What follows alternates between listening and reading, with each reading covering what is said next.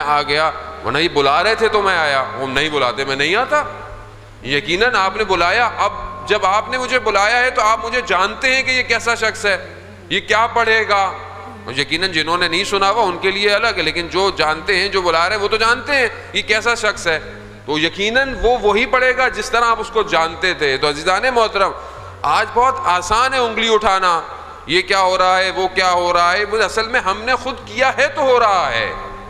اگر آپ صحیح عزاداری کو قائم رکھیں یا رکھتے تو یہ حالت نہ ہوتی آج۔ اب ہمیں لذت لینے کی عادت ہو گئی تھی ممبر سے ہمیں جو ہے وہ بہت زیادہ خوب مولانا صاحب واہ واہ نہ ہو تو مزہ نہیں آئے گا۔ آپ مزے لینے آئے ہیں مجلس کے اندر، میں کیا کرنے آئے ہیں؟